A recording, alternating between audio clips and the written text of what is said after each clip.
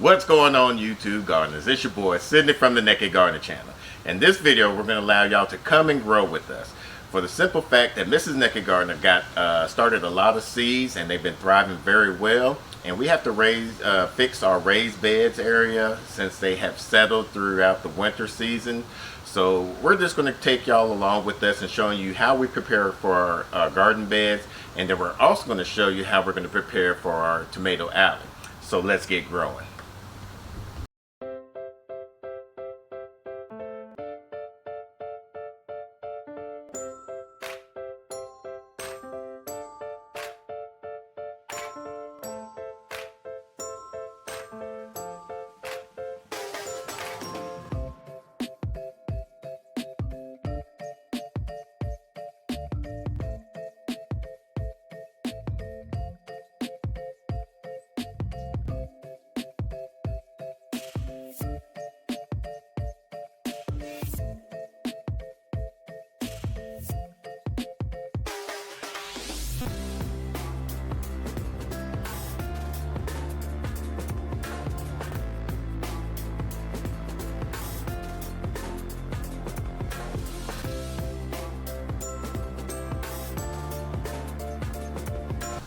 Alright, so here's the plan.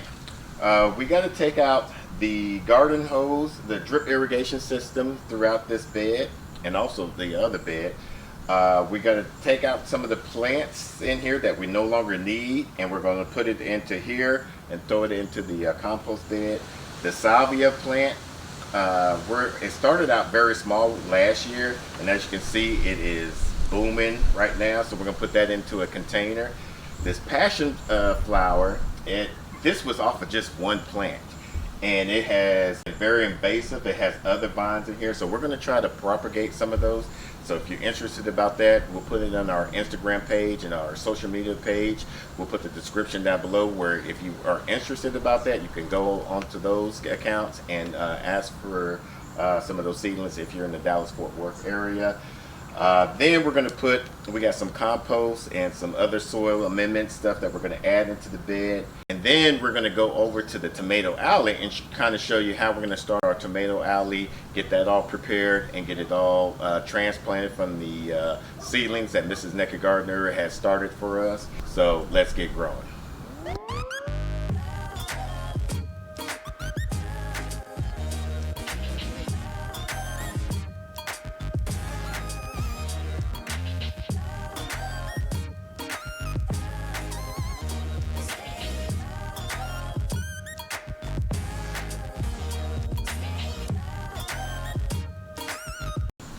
Alright, now that we got all this cleared out, we're going to add some peat moss to give it the acidic value on this, because we're going to be adding a lot of nightshade plants, and nightshade requires anywhere from 5.5 to almost a 6.8 pH level for the soil. And with the peat moss, it'll make the soil a little bit more acidic, and since we're not really tilling anything up on there, that's going to help out a lot.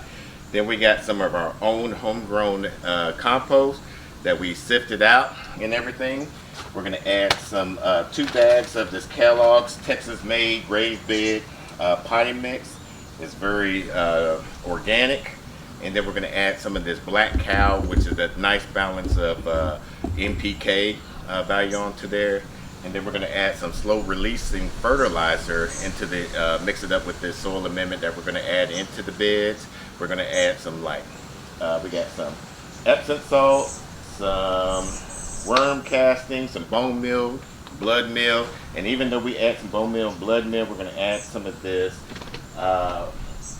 Epsoma garden tone, which has a lot of calcium in there, which your plants for the nightshades is going to need to help prevent any type of blossom end rot. And then we're going to do some trace minerals, where we're going to add some kelp meal, and that's going to help if any pests get onto like aphids or any bad bugs, pest bugs, it's going to allow it to fight it off and everything from there. And so like I said, we're going to start mixing all that and filling in the beds, and then we'll go on to the next bed.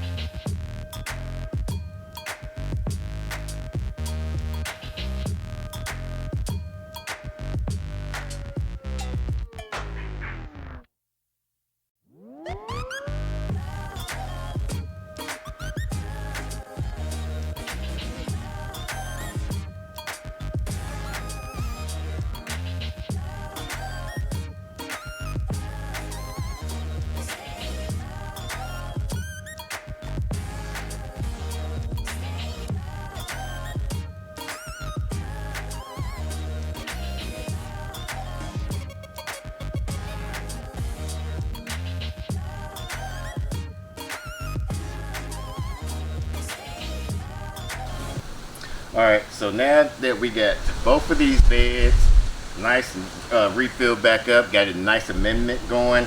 I wish you could smell this dirt. It smells so good from the compost. And with the peat moss, is going to help retain the moisture.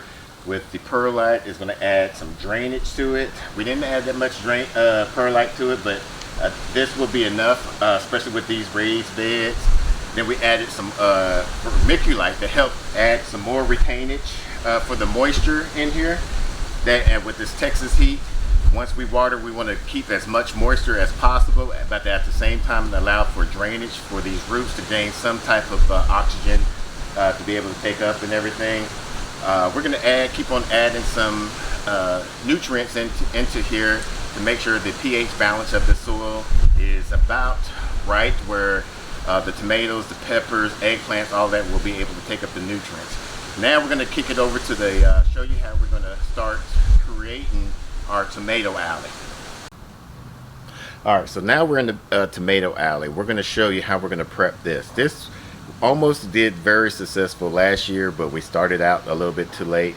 But with Mrs. Nakid Gardener being here and the tomato plants already thriving already, we're going to show you what we're going to do right here. I'm going to come back through here.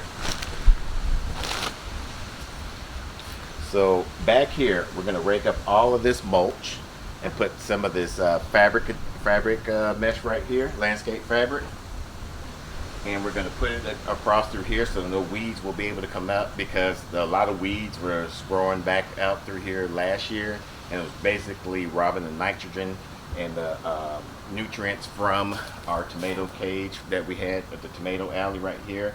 So we're going to try to limit the weeds as much as we can. We're going to rake all of this back, put the fabric, landscape fabric back through here. We're going to then cover the mulch up over on this side, and then we're going to mix our own potting mix. We're not going to use peat moss this time, or the actually we are going to use some peat moss, but we're not going to use the compost, because a lot of this underneath here is clay, and clay is actually very beneficial because it has a lot of nutrients in the soil from there. But it just retains too much moisture, so we're going to add some organic matter in there to kind of break that up. And we're going to use some of this Kellogg's garden soil along with this black cow, and then we're going to add some water retention and some aeration with the vermiculite and the perlite, and then we're going to add some other slow releasing fertilizer.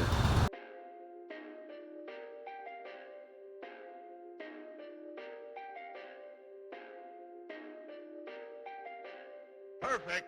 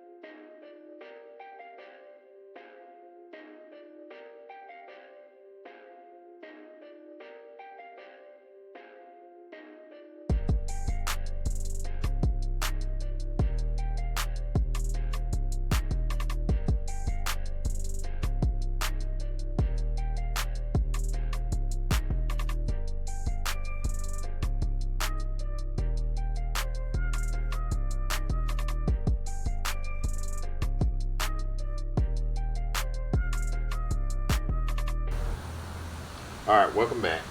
Now we already got this all watered in. We got it marked out about every 16 inches. I don't think you really want to do any more closer than that. This is still a little bit close for our liking, but since we're trying to make a bush type area, the only reason why we wanted to do it about 16 inches on center. And so we got about enough for 13 plants, so we're going to probably do 6 of one plant and 6 of another plant, and then that stake there we'll do what do you wanted to do? Your I wanted to do cream? the blue cream tomato. So we'll probably do it on that stake there, but I'll kind of show you here how we're going to do this out. And just dig a hole here. And then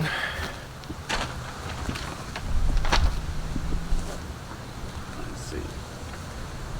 What is this? Pineapple. Pineapple there. Pineapple there. There.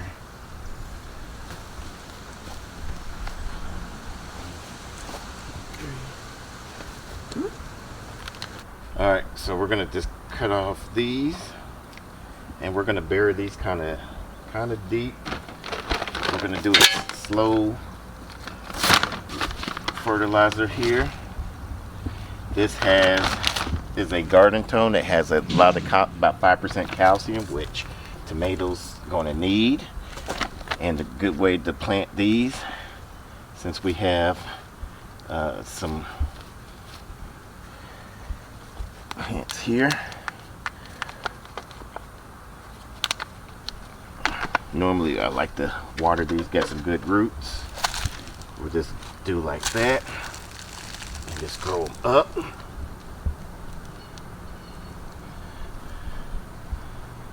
Put that on. Now the tomatoes are good. You can propagate tomatoes real easy like this. All you got to do is stick it in water, but we're not worried about that right now. So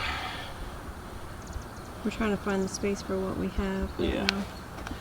So once again, we'll just clip these off.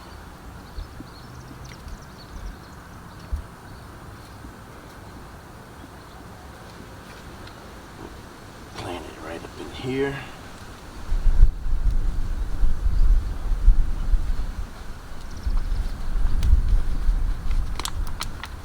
Tomatoes are most forgiving on planting. You could plant them. We could plant this up to here, and it will still grow. And it would, when you're doing it this way,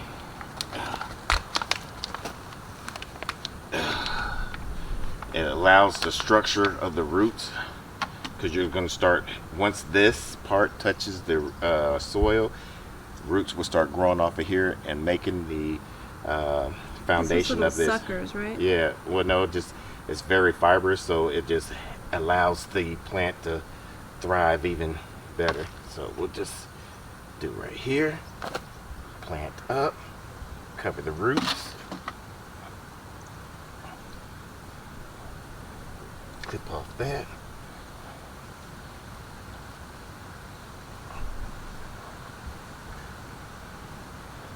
Just that easy. All right, so we're gonna finish this out and then water it in and show you how it looks from there.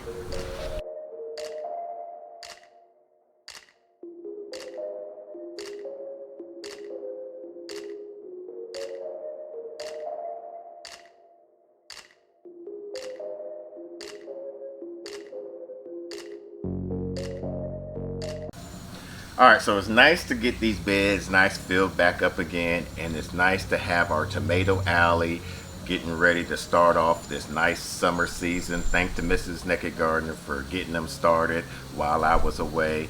Now all we have to do left is transplant some other things into these beds. If you're interested in learning about what we're going to be transplanting and what we're going to be sowing for the month of May, stay tuned, subscribe to the channel, hit the bell icon so you don't miss that video. We'll put other types of videos, if you like this video, of a playlist right above here of different type of gardening tips and ideas and videos that we have for you. If you haven't done so already, make sure you hit the like button. Until the next video, let's grow together.